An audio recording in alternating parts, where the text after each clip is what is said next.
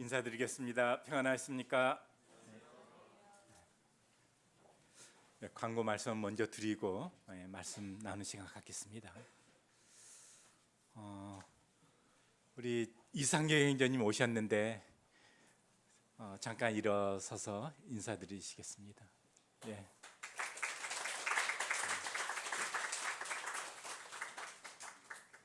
우리 형제님은 노량진 모임에서 생활하시다가 인제군, 강원도 인제군에 있는 풍전동이라고 하는 곳에 모임을 개척하시고 거기서 또 수고하시다가 속초로 넘어가셔서 또 속초에 모임을 개척하시고 일생 동안 또 복음을 위해서 또 성도 섬기는 일을 위해서 살아왔던 형제님이십니다. 진작 알았으면 제가 말씀을 좀 부탁드렸을 것 같은데 이제 알아서 미리 말씀을 좀 부탁 못 드렸습니다. 다음에 기회 되어지면 또 말씀과 간증 또 들을 수 있으면 좋겠습니다. 오랜만에 우리 또 이 요셉 형제 부부가 함께 하고 있는데 일어서서 인사해 주시기 바랍니다.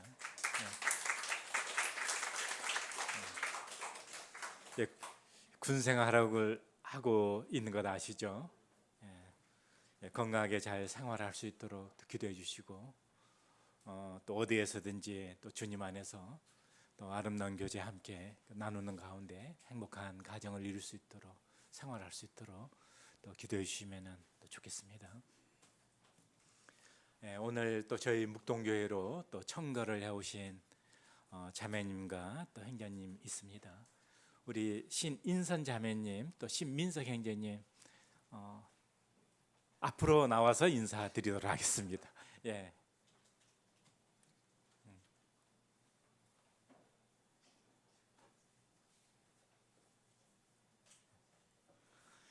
멋있는 얼굴 마스크 쓰면 가려지니까 잠깐 마스크 벗고 인사하겠습니다. 서울 동부 모임에서 그동안 주님을 섬기시다가 이제 저희 묵동교회에서 성도로서 함께 섬기게 되었습니다. 주님의 이름으로 환영하고요. 또 인사드리겠습니다.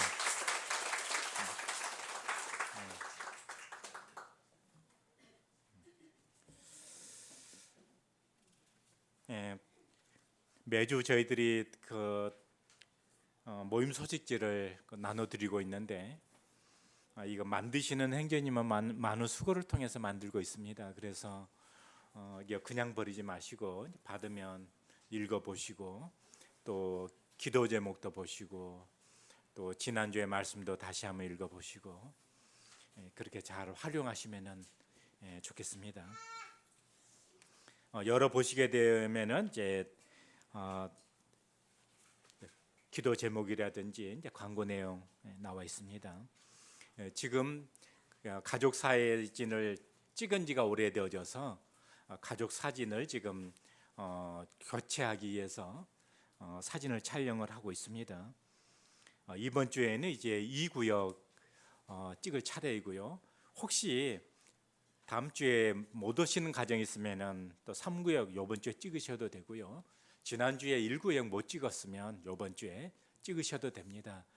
꼭 여기에 국한될 필요는 없는데 그래도 이번 주에는 이제 2구역 사진 찍도록 하겠습니다. 또 새롭게 청구해 오신 우리 자매님 형제님도 또 다음 주에 또 함께 또 찍을 수 있으면 좋겠습니다. 올 여름에는 교회적인 여름 수련회는 갖지 않습니다. 그 대신 각 반별로 날짜나 일정 이런 것도 뭐 1박 2일, 2박 3일 알아서 이렇게 계획하시고 장소나 또 프로그램이나 또 모든 계획들도 각 반별로 알아서 시간을 가지면 좋겠습니다. 교회적으로는 각 반별로 여름 수련회를 갖기를 권하고 있지만 뭐 100% 가져야 된다 뭐 그런 것은 아닙니다. 그러나 여름 기간을 이용을 해서 반별로 수련회 계획해서 유익한 시간 가질 수 있으면 참 좋겠습니다.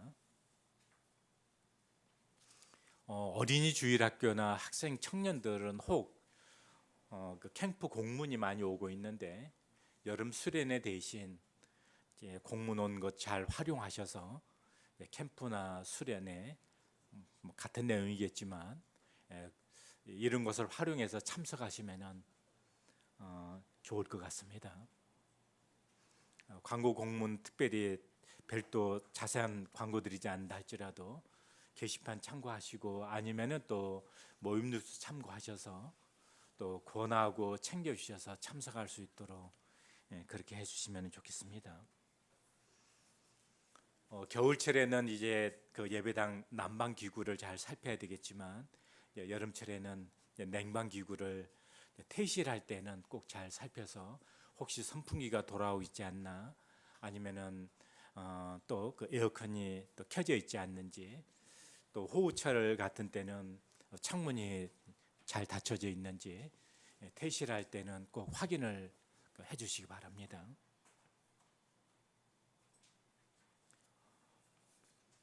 오늘 그 예배 시간의 맨 마지막 순서로 뒤에 헌금함을 작은 그 헌금함을 앞에 가지고 나와서 이제 그 마지막 기도할 때 그 헌금에 대해서도 함께 기도 시간을 가졌습니다.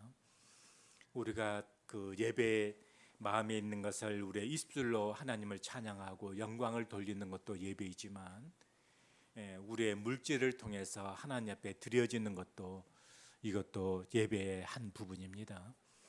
그래서 그동안에 우리가 헌금을 통해서 예배 시간에 하나님 앞에 감사를 드렸는데 이제 이번 주부터 드려진 헌금에 대해서 주님 앞에 감사하고 또 이 헌금이 잘 사용될 수 있도록 그렇게 예배 시간에 마지막 기도 드릴 때 또 함께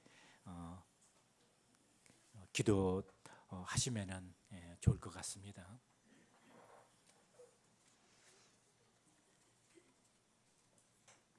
다른 내용들은 또 함께 참고하시고 교회 가운데 건강상으로 또 다른 여러 사유로 어려움을 겪는 성도들이 있습니다. 함께 기도해 주시면 좋겠습니다. 이사남 행전님은 6월 14일 갑상선 암으로 수술 예정으로 잡혀 있고요. 또 정순옥 자매님은 이제 그 발목 골절로 인해서 병원에 이제 입원 중이십니다. 잘 그 쾌차될 수 있도록 기도해 주시면 좋겠습니다. 다른 내용은 기도 제목 참고해 주시기 바랍니다.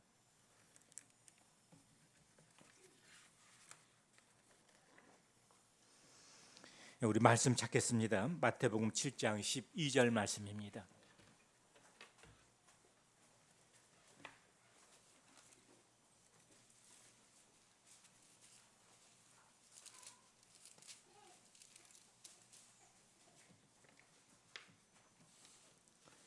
마태복음 7장 12절 말씀입니다. 같이 읽겠습니다. 시작. 그러므로 무엇이든지 남에게 대접을 받고자 하는 대로 너희도 남을 대접하라. 이것이 율법이요 선지자니라. 이 말씀은 이제 황금률로 이렇게 일컬어지고 있는 그런 말씀이고 기독교인 아닐지라도 이 말씀에 대해서는 잘 알고 있는 그런 말씀입니다. 그리고 이 말씀은 성경에만 나와 있는 말씀이 아니고 다른 여러 종교에서도 비슷한 유형의 말씀이 등장이 되고 있습니다.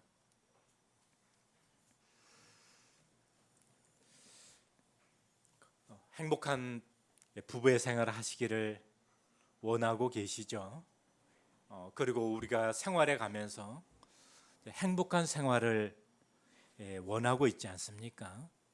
그럴 때 그 모든 삶의 그 비결이 그 한 문장으로 요약을 하게 된다면 오늘 마태복음 7장 12절의 이 말씀으로 요약을 할 수가 있습니다.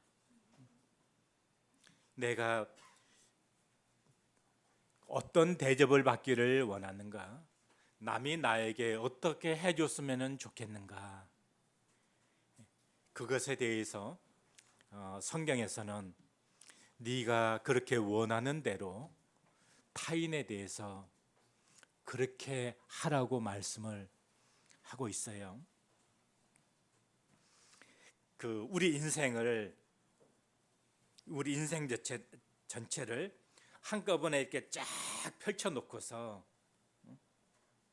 그리고 이건 이제 10대부터 노년기까지입니다.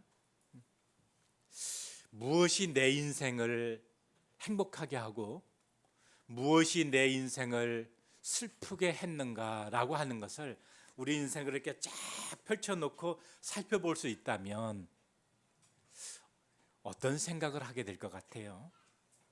근데 실제적으로 하버드 대학의 성인 발달 연구팀이 오랜 기간에 걸쳐서 약 75년간의 기간을 걸쳐서 1938년부터 해서 75년간에 724명의 남성을 대상으로 해서 추적을 했습니다.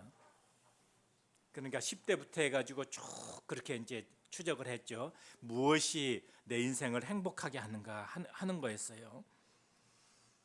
그런데 결론을 말씀드리면 우리 인생을 행복하게 하는 것은 관계였었다 하는 것으로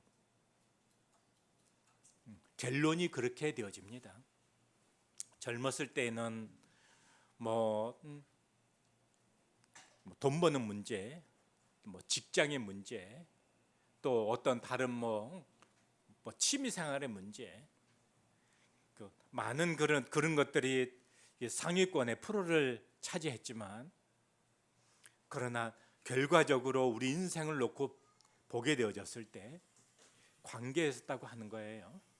그렇다면은 우리가 인생을 행복하게 살려면 뭐가 좋아야 되는 거죠? 관계가 좋아야지 우리 인생을 행복한 인생을 살 수 있다고 하는 결론이 나오는 것입니다.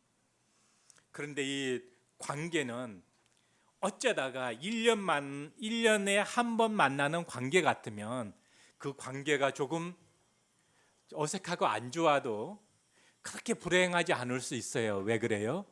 1년에 한 차례만 불행하면 되니까. 그런데 만약에 한 달에 한 번 만나는 관계라면 조금 불편하기는 해요. 왜냐하면 매달 한 번씩 만나가지고 불편해야 되니까 힘든 거죠. 그런데 매일 만나야 되는 관계라면 어떨까요? 매일 일상을 함께 해야 되는 관계라면 어떨까요? 그 관계가 원만치 못하면 그 인생은 행복한 인생이 못 되는 거예요. 그러면은 우리가 가장 자주 만나는 관계가 어떤 관계라고 할 수 있을까요? 부부 관계입니다. 그리고 두 번째로 가족 관계입니다. 지금 계속해서 가정 생활을 말씀을 드리고 있는 것입니다. 그렇기 때문에 우리 인생이 행복한 인생이 되려면 결과적으로 부부 관계가 행복해야 되고 가족 관계가 행복하게 될 때 우리 인생이 행복했다라고 하는 것의 가장 우선순위가 여기에 있다고 하는 것입니다. 그러면 행복한 인생을 살기를 원하십니까? 그러면은 최우선적으로 생각해야 되는 것이 뭐죠? 부부 관계입니다.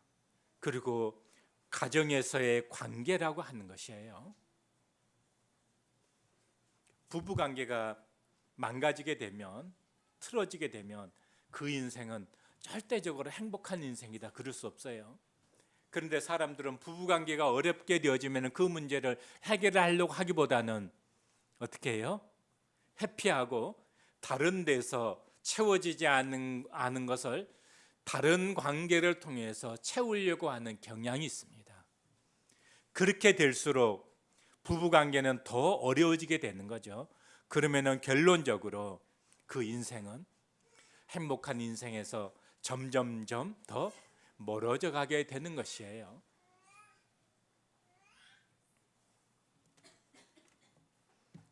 부모들이 자녀를 양육하면서 어떤 마음으로 자녀를 양육합니까? 이 아이의 인생이 정말 행복했으면 좋겠다 하는 마음으로 자녀를 양육을 하잖아요. 그런데 부모들이 어떤 생각을 하냐 하면은요, 이 아이가 행복하려면 좋은 직장에 들어가야 되고 또 좋은 대학을 들어가야 되고 또 돈을 많이 벌어야 되고, 이 생각을 하면서 자녀를 양육을 한다는 거예요. 그래서 그 아이가 이제 그 아이를 위해서 이제 푸싱을 하죠. 공부 아니면 또 어떤 다른 어떤 것들, 자녀 양육에 행복하게 살기를 원하는 자녀 양육의 포커스가 그런 데로 가 있습니다. 그 아이가 공부를 잘하면은 부모가 행복하고, 그 아이가 공부를 못하면은 부모는 늘 아이를 바라보면서 행복하지 못하고 짜증을 내고 이제 기대치를 이제 접게 되고 이제 이렇게 되어지죠. 예전에 우리 오수교 형제님이 우유에 대해서 이야기를 했습니다. 기억하시죠? 기억 못해요? 예, 어렸을 때는 아인슈타인처럼 그렇게 천재가 됐으면 좋겠다. 그래서 어린아이는 천재 아닌 어린아이가 잘 못 봤어요. 예, 아기 때는 다 부모가 보면 천재죠. 아인슈타인처럼. 그래서 아인슈타인 우유를 먹인답니다. 근데 나중에 조금 얘기가 커가면서 그런 정도는 아니겠다.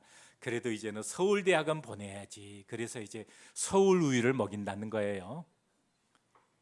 근데 나중에 서울대학은 안 될 것 같아요. 그래도 뭐 SKY는 돼야지. 그래서 이제 연세우유를 먹인다는 거예요. 근데 이제 고등학교 들어갈 때쯤 되면은 아마 연대도 좀 어렵다는 것을 이제 깨닫게 되죠. 그럼 그 다음에는요, 그래도 인서울은 돼야지. 그래서 이제 삼육우유나 건국우유를 먹인다는 거예요. 고3쯤 되면은 얘가 4년제 대학은 갈 수 있을까? 그래도 지방에 있는 4년제 대학은 보낼 수 있어야지. 그때는 어떤 우유일 것 같아요? 저지방 우유 먹인다는 거예요.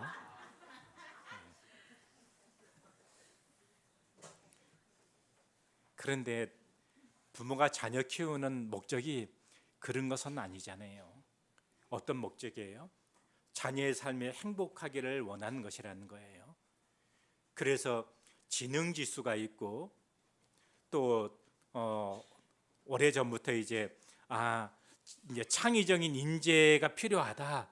그러면서 어떤 사람이 창의적인 인재가 되는가? 지능 지수만 높아서 되는 것이 아니구나. 그래서 이제 감성 지수라는 말이 나왔습니다. 그런데 행복한 인생을 보니까 아이가 지능 지수, 감성 지수보다 더 중요한 것이 있는데, 그것이 정서 지수라고 하는 것이에요.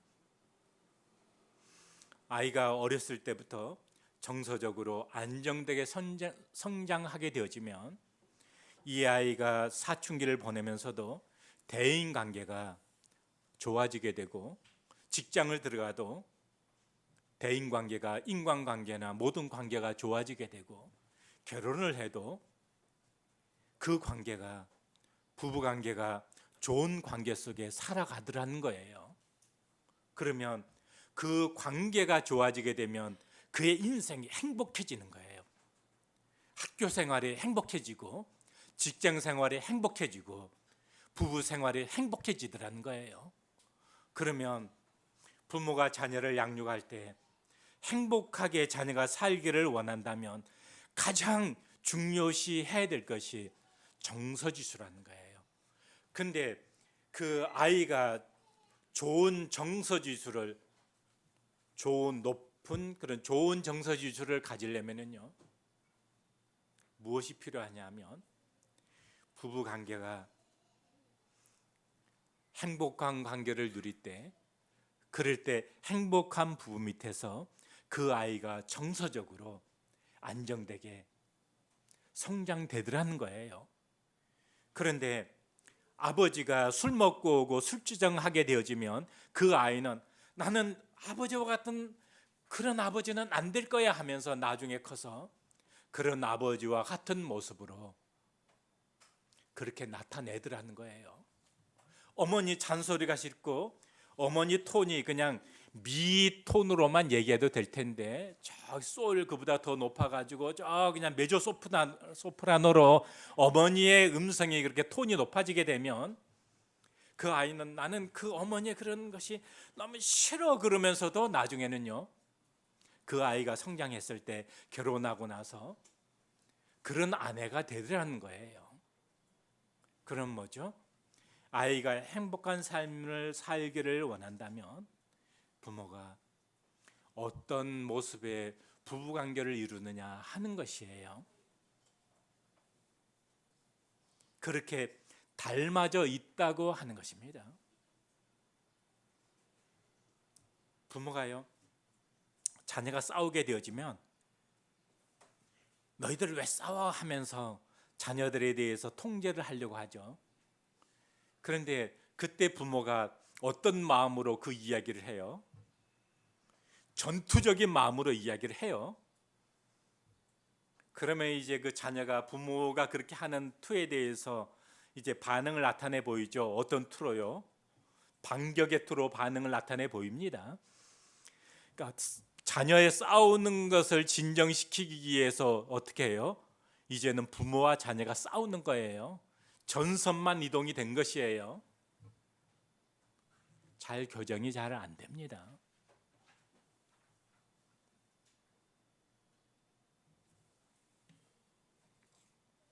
언젠가 제가 한번 말씀드린 적이 있는데요. 존 가트맨 박사에 대해서 말씀을 드린 적이 있습니다.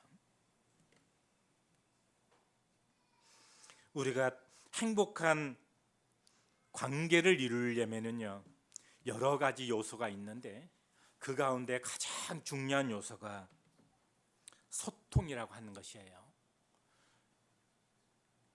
그런데 그 소통은요 많은 부분이 대화를 통해서 우리가 소통을 하는 것이죠. 그래서 이 가트맨 박사가 어떤 부부를 놓고 그 부부가 어떤 식으로 대화하는지 5분 동안 지켜보게 되면 그 부부의 행복 지수를 측정할 수 있다고 합니다. 그리고 그 부부가 앞으로 이혼을 할 것인지 안 할 것인지 94%의 확률로 입증이 되어졌어요. 이건 실제로 데이터를 통해서 입증이 되어진 것입니다. 그런데 그 이혼하는 이유가 뭐 경제적인 문제, 많은 문제가 있고 부부가 소통하면서 갈등하는 문제들이 막 여러 가지 것이 있는데 실제로는요 갈등하는 이유가 그 문제 자체가 차지하는 비율은 별것이 아니더라는 거예요. 뭐 큰 문제, 작은 문제, 많은 문제들이 있지만 그런데 진짜 문제가 뭐냐 하면은요 그 문제 자체가 아니라 그 문제를 놓고 대화하는 방식의 차이가 진짜 문제라는 거예요. 그러니까 똑같은 문제가 있어도 큰 문제가 발생이 되어져도 그 문제를 놓고 대화하는 방식이 성숙되어져 있으면 그 문제는 그냥 어려움은 될 수 있어도 극복 가능해지고 그 문제가 관계를 깨뜨리지 않는데 대화하는 방식의 문제가 생기게 되어지면 사소한 것이 정말 우리의 관계를 파탄으로 이끌더라는 것이에요. 성도들과의 관계도 그렇고 직장에서의 관계도 그렇습니다. 그래서 대화하는 방식의 문제가 굉장히 큰 문제를 차지하고 있더라.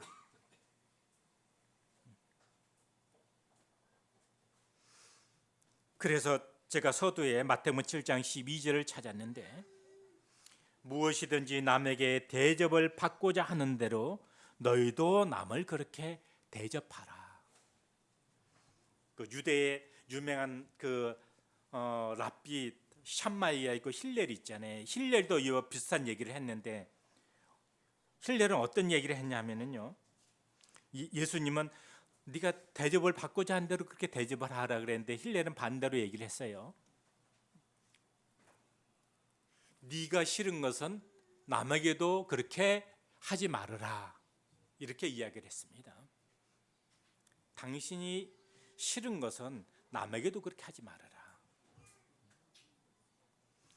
이것이 우리의 소통에 있어서 황금률이라고 하는 것이에요. 그래서 가는 말이 고와야 오는 말이 곱다 하는 우리말의 속담도 그런 말이 있잖아요.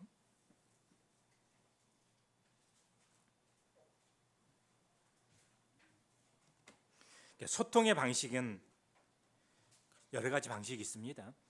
언어도 있고 표정도 있고 제스처도 있고 많은 방식이 있는데, 그런데 이것이 대부분 보게 되면 소통할 때 함께 이렇게 나타나요. 우리가 부정적인 언어를 하게 되어지면은 표정과 우리의 태도도 그 언어와 함께 가고, 우리가 긍정적이고 사랑적인 언어를 표현하게 될 때는 우리의 표정과 태도도 그런 모습으로 함께 가는 거죠. 그래서 이와 같은 것은 소통에 있어서 언어는 그냥 몸짓 언어, 표정의 언어도 있습니다. 함께 염두에 두고 생각하시면 좋을 것 같습니다. 우리나라 이혼율이 지금 아시아 최고인 것 알고 계시죠? 그리고 현재로 40대가 이혼율이 지금 프로수로 제일 높게 나타나고 있습니다. 그리고 이제 그 이혼의 사유를 쭉 이렇게 데이터로 나와 있는데, 첫 번째가 성격 차이라고 하는 거예요. 성격 차이. 그런데 가트맨 박사는 그것을 인정하지 않습니다. 성격 차이야. 다 남남이 만났는데 성격 차이 다 있는 것, 그건 당연한 거라는 거예요. 그런데 성격 차이 문제가 아니고요, 대화 방식의 차이라고 말합니다. 이제 영상을 하나 제가 보겠는데요, 좀 긴 영상이라서 제가 시간 되면 중간에 카트하도록 하겠습니다. 그 관계가 깨지는 그런 대화법이 있는데, 처음에 비난이에요. 두 번째는 방어하면서 공격하는 것입니다. 세 번째는 경멸하는 거예요. 그 네 번째는 회피해요. 이런 스타일입니다. 아내가 이제 남편에게 이렇게 얘기를 합니다.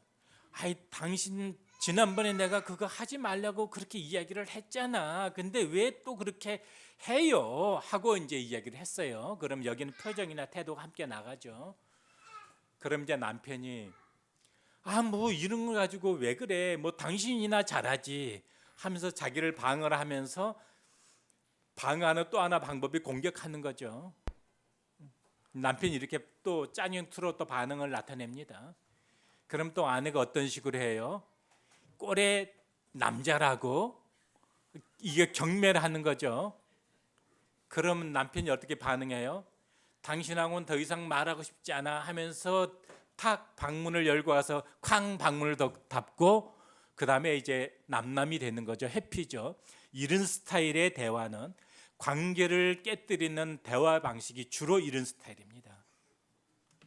부부싸움도 주로 이런 스타일로 일어나게 되고, 직장에서의 관계, 사람의 관계에서도 이런 스타일로 일어납니다. 영상 보시겠습니다. 네, 영상 틀어주세요. 네, 소리도 조금 약간 크게 나오게 해요. 네. 이거 뭐야?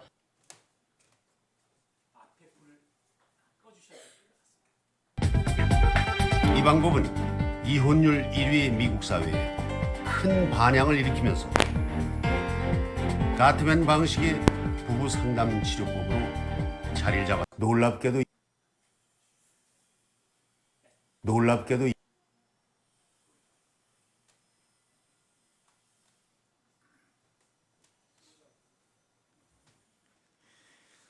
관계가 좋아지는 방법 가운데 하나는 소리를 안 내는 거예요. 그래서 저 자녀 양육 작은 목소리를 키우라. 이거 뭐야? 기름 떨어졌잖아. 읽어보시면 도움됩니다. 아까 당신 그 쇼핑센터 집 먼지 갔다 오면서 기름 넣고 온다며? 근데 이거 어떻게 된 거야? 아 당신 도대체 제가 뭐 하는 여자야? USB 어? 어떻게 된 드릴까요? 내가 허구한 날 그 모양이야? 아니 좀 잊어버릴 수도 있지 뭘 그걸 갖고 그래? 아니 아까 당신 나가기 전에 내 기름 넣으라고 수천 번도 더 얘기를 했잖아. 근데 그걸 까먹어? 어떻게 이렇게 사람이 무책임해? 어? 당신 도대체 할 줄 아는 게 뭐야? 바보 아냐 바보?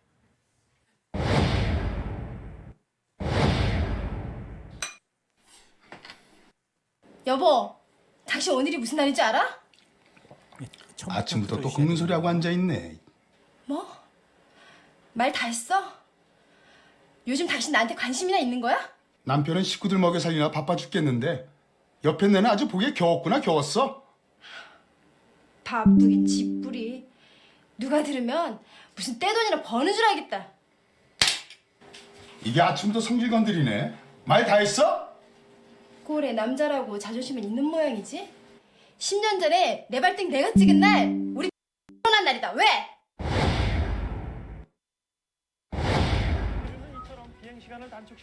애완동물을 키우는 게 아이들 정서 발달에 굉장히 도움을 준다고. 빈둥거리지 말고 제발 청소기라도 좀 돌려. 쓰레기도 좀 갖다 버리고. 당신 오늘 청소한다고 그랬잖아. 나 어제 야근했잖아. 내가 청소 안 한다는 것도 아니고.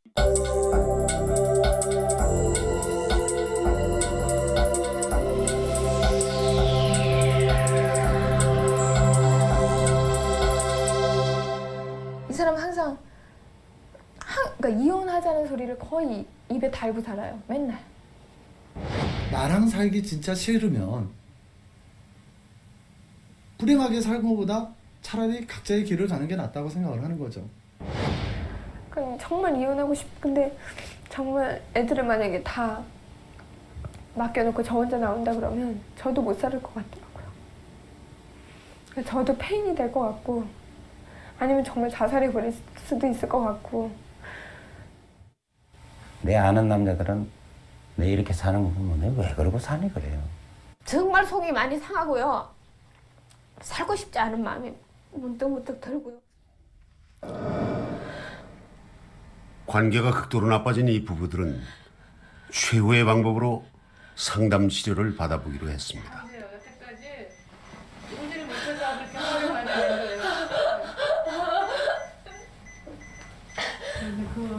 과연 이 부부들은 어떻게 될까요? 2달 후 일 나갔어? 이들에겐 놀라운 일이 일어났습니다. 하고 버렸어 또. 다시 신혼이 찾아온 것입니다.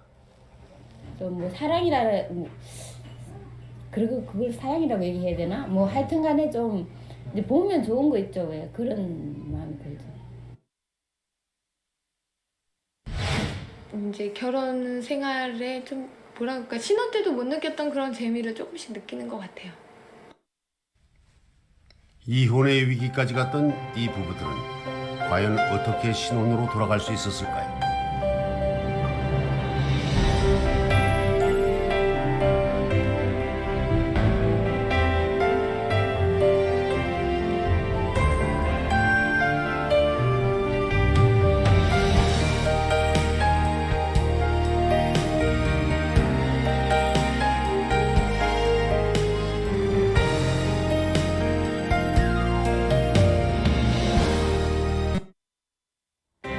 누구나 행복을 꿈꾸며 결혼을 합니다.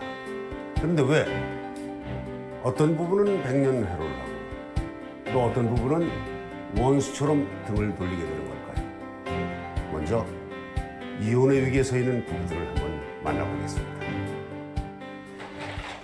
결혼 3년 차인 박은진 씨. 오랜 연애 끝에 행복한 결혼을 하고 아이까지 낳았지만 지금 남편과 심각한 위기에 놓여 있다고 합니다. 남편은 저한테 좀 많은 걸 바랬던 것 같아요. 근데 그거는 제가 기대치를 못 미치고 그러다 보니까 거기에 대해서 불만이 많이 쌓였던 것 같아요. 그래서 항상 그것 때문에 뭐 저를 뭐 나쁜 년이라 그러고 응? 너 나쁜 며느리라 그러고. 법무사 사무실의 사무장인 남편 안승철 씨. 포근하고 편안한 가정을 꿈꿨지만 지금의 상황은 그렇지 못합니다. 제가 와이프한테 너무 목이 겨워서 그런다. 와이프한테 그 소리 돼요. 정신과 치료 한번 받아봐라. 그러니까 와이프가 생각하는 건 굉장히 힘들 수 있지만 제가 생각할 때는 그거죠. 너무 오버해서 이렇게 힘들어한다는 거죠. 그래서 진짜로 정신과 치료를 받아보라는 거죠. 11시인가 왔어. 밤에는 형이 운영하는 카페까지 관리하고 있는 안승철 씨. 그러다 보니 귀가 시간이 늦어지고 싸움도 잦아졌습니다. 하지만 더 큰 문제는 이제 싸움마저 뜸해졌다는 사실입니다. 부부의 양해를 얻어 집에 CCTV를 설치하고 생활을 관찰했습니다. 아내의 말에 남편은 대꾸조차 하지 않습니다. 잘 때가 되자 말 한마디 없이 남편은 곧장 안방으로 들어가 버립니다. 아내의 잠자리는 거실. 아이들 때문이라지만 이렇게 각방을 쓴 지 오래. 다음날 출근 시간. 따뜻한 인사는 찾아볼 수 없습니다. 내가 그만큼 참고 살아가지고 지금 여기까지 온 거지. 그냥 나는 안 참고 나는 노력 안 하고 내가 봤을 때는 똑같아. 결혼할 때 전이나 자기는 더 심해졌어. 더 지랄 같아. 말 안 하는 게 나는 속편해. 자기는 속편할지 몰라도 나는 아니라고. 상대방은 아니라고. 진짜 돌겠어. 내가 그 2달 동안 너 놀라고 한 거야. 나 진짜 2달 동안 어땠는지 알아? 그러니까 너 놀라고 한 거라니까. 네가 고통을 느껴봐야지 상대방이 힘든 거라지. 그게 내가 말이 왜 돼? 그 정도로 말을 안 했으면 너도 느껴야 될 거 아니야. 결혼 28년째인 전옥자 씨. 남편은 그동안 술을 줄이겠다고 수십 장의 각서까지 썼지만 지키지 않았습니다. 전 씨는 남편의 술도 술이지만 번번이 약속을 어긴다는 점에 더욱 화가 납니다. 요 근래 돼서 그런 생각이 들더라고요. 저 사람이 나를 약올로 올리려고 그러는 거야. 왜냐하면 자기가 약속을 안 지키면 내가 얼마큼 속상하겠다는 걸 알잖아요. 이때까지 30년 가까이 살았는데. 남편과 봉제 일을 하며 앞만 보고 달려온 전옥자 씨. 이젠 생활이 나아졌지만 지난 세월이 부질없게만 느껴집니다. 나는 결혼해서 지금까지 정말 나름대로 열심히 힘들게 살았다고 생각하거든요. 자기 도와준다고 생각하고 했는 건데 지금 와갖고는 남은 게 아무것도 없고요. 그냥 마음이 스산해요. 일퇴인 이불 공장으로 출근하는 남편 차정현 씨. 마음에 찬 바람이 불기는 남편도 마찬가지입니다. 너무 빡빡한 아내에게 아무런 정도 느껴지지 않습니다. 저 사람 하는 행동에 빈틈이 없어요. 막 딱 고지 곧대로. 근데 나는 그렇게 힘들지. 술 먹는 사람 술 먹지 마라 그러고, 담배 피우지 마라 그러고, 뭐 낚시 줄이라 그러고. 그 내 좋아하는 걸 다 말하라 그러면 나는 몰라. 담배값을 포함해서 한 달 용돈 10만 원. 이 또한 남편의 불만 중에 하나입니다. 술을 먹으면은 동네에서 다 얻어먹는 거더라. 얘 주위에 누구든지 아마 할 거야. 내고 전부 다 빈대라고. 이제 하도 사주다가 질려가지고 안 오는 놈들이지. 뭐. 요즘 별 대화가 없는 전옥자 씨 부부. 모처럼 얼굴을 맞댔습니다. 그런데 이내 아내의 목소리가 커집니다. 내가 했거든. 얘기를 하거든. 그럼 가야지. 까기는 무슨 그게 도토리냐 밤이냐 왜 까기는 왜 까? 아 같은 집에서 술 먹고 하니까 그래 기분이 좋나? 기분 좋아? 술 먹으면 기분 좋지 이 사람은. 술만 먹으면 앞에 아무 생각이 안 나? 감정만 상한 채 얘기가 끝났습니다. 마음의 거리만큼 몸의 거리도 멀어져 몇 달 전부터 서로 각방을 쓰고 있습니다. 당연히 아침 출근 인사도 없습니다. 그런 식으로 진짜 세상을 살면 어떻게 사냐. 약속이나 나놓고 뭐 딴 사람한테 대고 그럴 수도 있지. 그래 봐라. 그게 통하냐? 방송에서 나오기 전에 먼저 찢어내는 게 빠르겠네. 그치? 그죠? 회복할 방법은 없을까요? 지난 12월 부부는 최성애 박사를 찾습니다. 최 박사는 국제적인 부부치료 전문기관인 미국의 가트맨 연구소에서 최고 과정을 이수한 전문가입니다. 뭐가 가장 큰 문제인데요? 두 분 사이에? 뭐 의사소통이 안 되고 그게 제일 문제죠. 술 먹지 마라. 담배 피우지 마라. 근데 그게 좀 가능하지가 않더라고요. 부부는 먼저 결혼 생활이 얼마나 행복한가를 알아보는 결혼 만족도 검사와 함께 이혼을 예측하는 위기도 검사 등을 받았습니다. 예상대로 검사 결과는 좋지 않았습니다. 행복감은 둘 다 무지무지 낮고 아주 그러니까 불행감을 많이 느낀다는 거죠. 그리고 스트레스 지수는 지금 남편이 엄청 높아 있다는 거.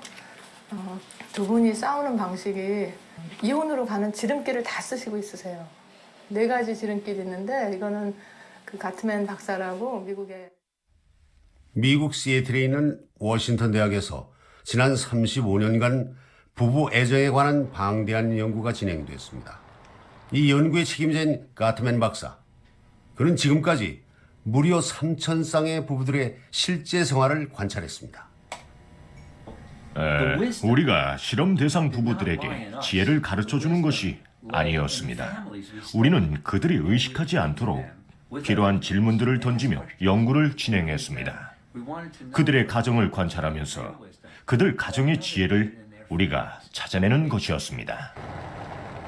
부부 연구는 호수가 보이는 워싱턴 대학의 한 연구실에서 실시되었습니다.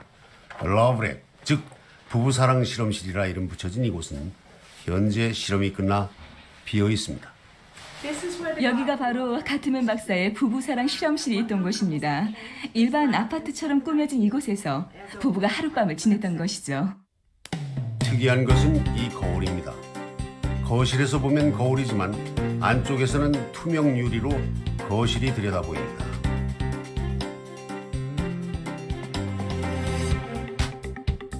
호수가 보이는 이 실험실에서 부부들이 하루를 지내는 동안 가트맨 연구팀들은 거울 뒤에서 부부들을 관찰하면서 카메라로 이들의 얼굴 표정과 대화 내용을 모두 녹화해 두었습니다.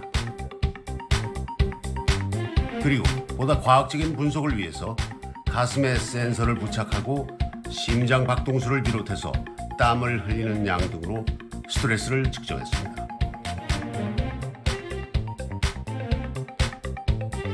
이렇게 수집된 자료만 비디오 테이프 수천 개 이상이 되는데 여기에 담긴 부부들의 언어와 표정 등을 모두 컴퓨터로 분석했다고 합니다.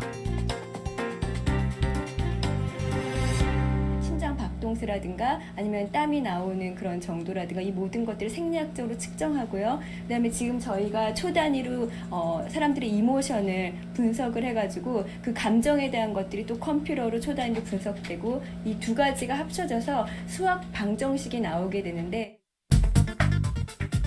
심리학자이자 수학자인 가트맨 박사는 이렇게 사랑 방정식을 완성하고 부부들이 행복한 결혼을 할 것인가 아니면 이혼할 것인가를 94%의 확률로 예측할 수 있게 됐습니다.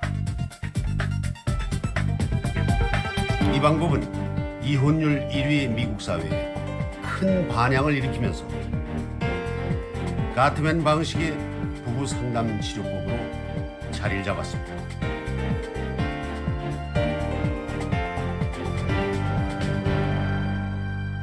우리는 부부관계를 해치는 원인 4가지를 찾아냈습니다. 그것은 이혼으로 가는 4가지 지름길입니다.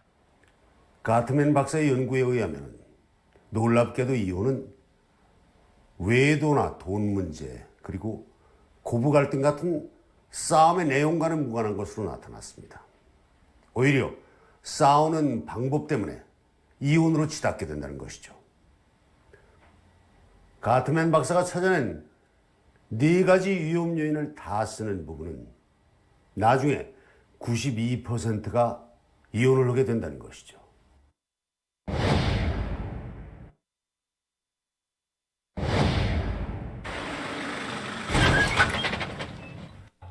아, 이거 뭐야?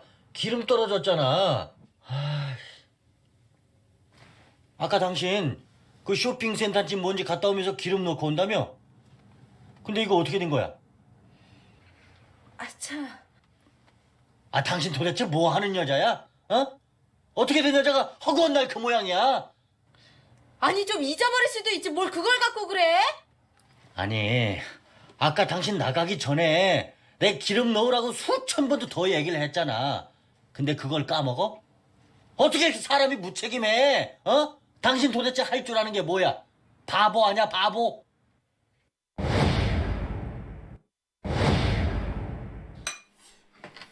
여보, 당신 오늘이 무슨 날인지 알아? 아침부터 또 긁는 소리하고 앉아있네. 뭐? 말 다 했어? 요즘 당신 나한테 관심이나 있는 거야? 남편은 식구들 먹여 살리나 바빠 죽겠는데 옆에 내는 아주 보기에 겨웠구나 겨웠어. 바쁘긴 집부리. 누가 들으면 무슨 떼돈이나 버는 줄 알겠다. 이게 아침부터 성질 건드리네. 말 다 했어? 꼴에 남자라고 자존심은 있는 모양이지? 10년 전에 내 발등 내가 찍은 날 우리 결혼한 날이다. 왜?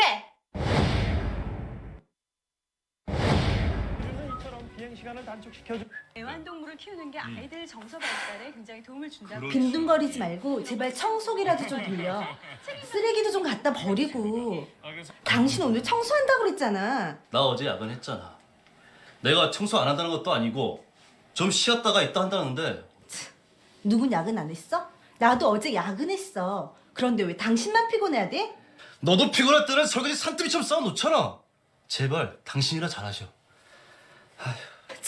내가? 내가 언제 그랬어? 언제 그랬는데? 난 하늘이 무너져도 내 할 일은 그때그때 다 하는 사람이야 이거. 알았어. 알았으니까 우리 1절만 하자. 1절만 해.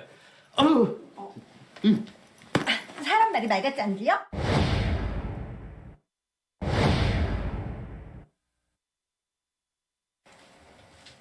내일 큰집 조카 결혼식인데 어쩔 거야? 내 말이 귀에 안 들려?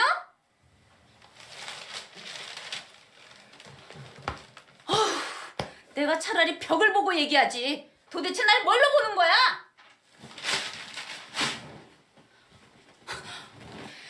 당신 사람 무시하는 거야? 나 혼자 기준되는 거야? 뭐야?